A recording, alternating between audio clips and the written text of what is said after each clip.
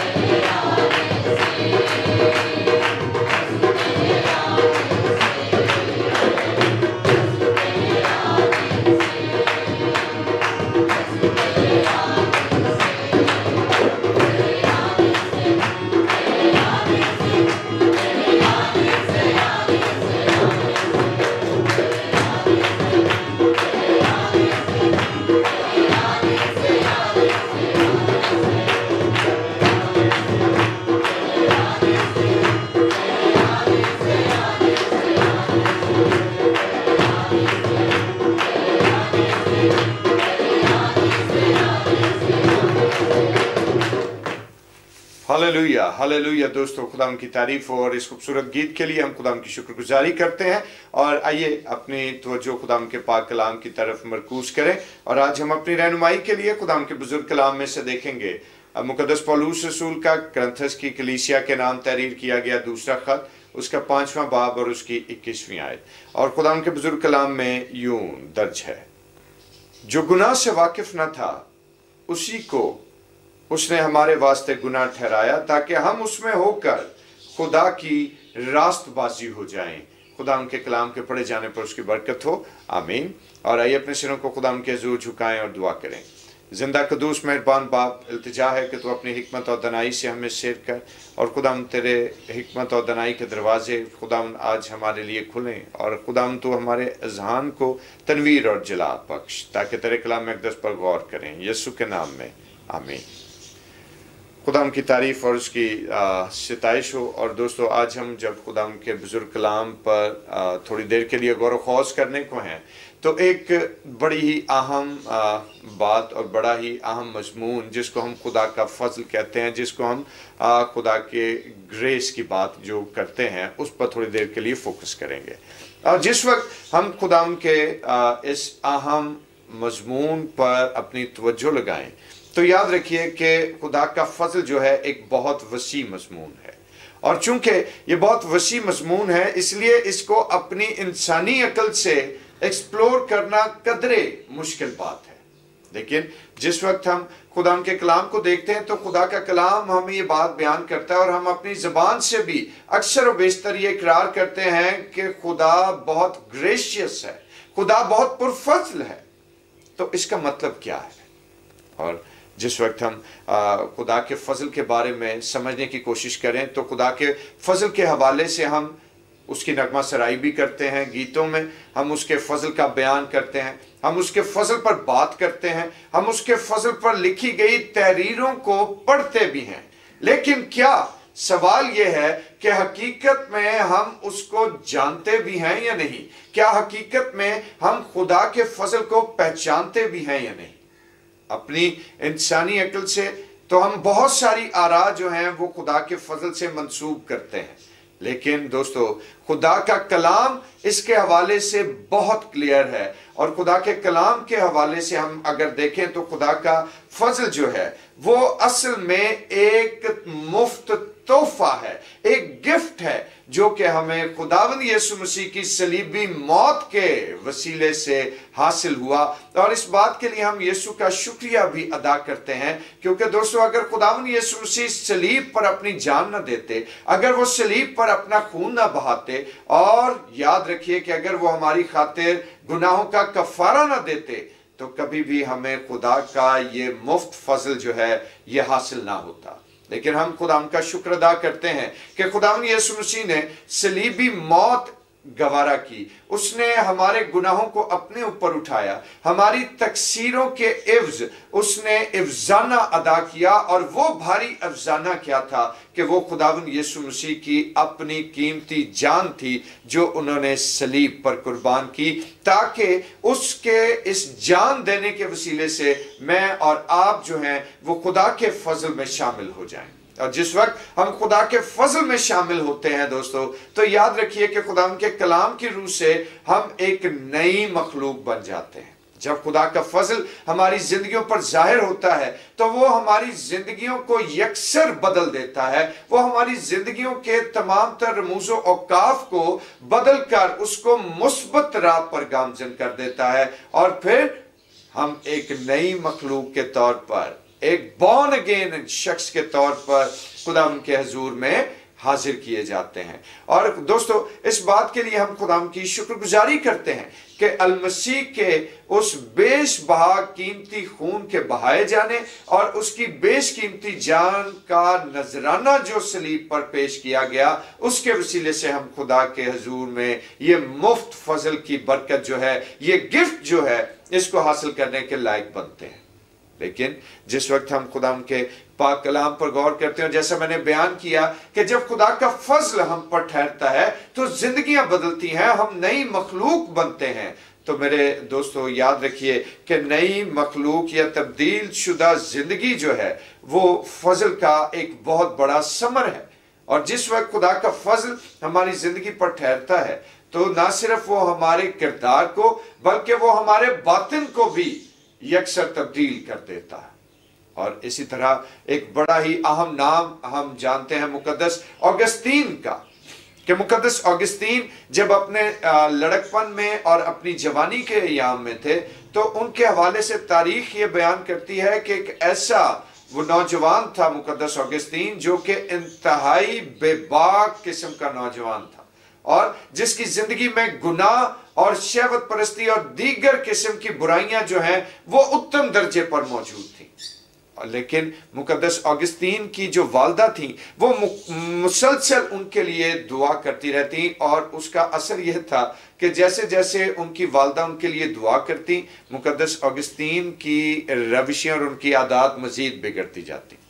फिर एक ऐसा वक्त आया कि जब मुकद्दस ऑगस्टीन का बराह रास्त यीशु मसीह के साथ इनकाउंटर हुआ और जब उन्होंने वाज़ेह और शख्सी एतबार से यीशु मसीह के साथ अपनी जिंदगी को देखा और यीशु को अपनी ज़ाहिरी आंखों से देखा और यीशु के फजल में शामिल हुए तो दोस्तों वही एक नौजवान जो अपनी जवानी के अयाम में गुनाह से भरी हुई जिंदगी बसर कर रहा था, फिर जब खुदा का फजल उस पर जाहिर हुआ तो उसकी जिंदगी ऐसी तब्दील हुई कि कल का एक गुनाह आलूदा नौजवान जो है फिर आने वाले वक्त में वो अबाए कलीसिया का एक ऐसा बड़ा बुजुर्ग और ऐसा बड़ा थोलोजियन माना गया कि जिसके बारे में कहा गया कि वो एवरग्रीन थोलोजियन है, जो हर एक जमाने में खुदा के कलाम की जो तालीम है और खुदा के कलाम की तफसीर है उसको हमेशा ही उसने परवान चढ़ाया और अच्छी और बेहतरीन तफसीरें जो हैं वो मुकद्दस ऑगस्टीन के हवाले से हम तक पहुंची। और दोस्तों इसी तरह से एक बहुत बड़ा नाम और भी है जॉन न्यूटन का। और जॉन न्यूटन जिसका कारोबार, जिसका रोजगार एक ऐसा कारोबार था कि जो बाइबल मुकद्दस में नापसंदीदा करार दिया जाता है। और अगर उस कारोबार को देखें तो उनका कारोबार क्या था कि वो अफ्रीका की मंडियों में, जो साहिली मंडियां थी अफ्रीका की, वहां पर वो गुलामों का कारोबार करते थे, गुलामों की खरीदो फरोख्त किया करते थे, जिसमें मर्द भी जाहिर है शामिल थे और जिसमें खवातीन भी शामिल थी। और जॉन न्यूटन जो हैं वो क्या करते थे कि अफ्रीका के साहिली इलाकों में जाते और वहां पर जब जहाजों से गुलामों को उतारा जाता तो वहां वो उनको खरीदते और उसके बाद महंगे दामों फिर वो किसी ना किसी अमीर शख्स के हाथों उसको बेच देते। यानी इंसानों का सौदा करने का रोजगार था उनका।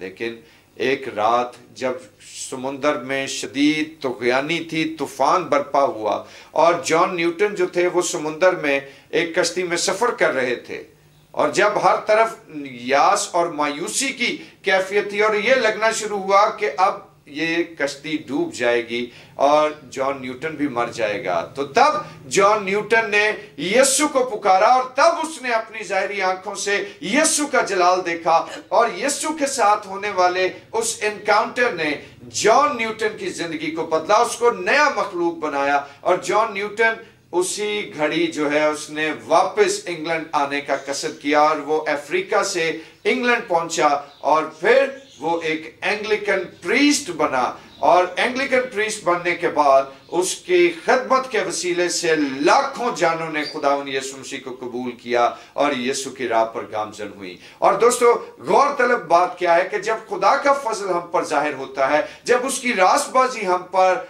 आया होती है तो जिंदगियां बदलती हैं और हम नई मखलूक बनते हैं। तो आज गौर तलब बात यह है कि हम अपनी जिंदगी पर थोड़ी देर के लिए गौर करें कि क्या खुदावंद यीशु मसीह का फजल मुझे और आपको भी आज बहाल कर रहा है या नहीं? क्या उसके फजल के वसीले से हम भी नई मखलूक बने हैं या नहीं? क्या उसके हकीकी फजल ने मुझे और आपको भी छुआ है या नहीं? क्या उसने हमें बॉर्न अगेन होने का शर्फ बख्शा है या नहीं। और दोस्तों यही सवाल आज मैं आप लोगों के लिए छोड़ना चाहता हूं कि आइए आज खुदावन के फजल को अपनी जिंदगी में हासिल करें और खुदावन से इल्तिजा करें कि खुदावन तू अपने फजल किया और अपने रहम और अपने रास्तबाजी का हाथ हम पर बढ़ा ताकि हमारी जिंदगियां तेरे कलाम के मुआफिक गुजरें। खुदावन आपको इस ख्याल के वसीले से बरकत दे, आमीन। आइए अपने सिरों को खुदावन के हुजूर झुकाएं और दुआ करें।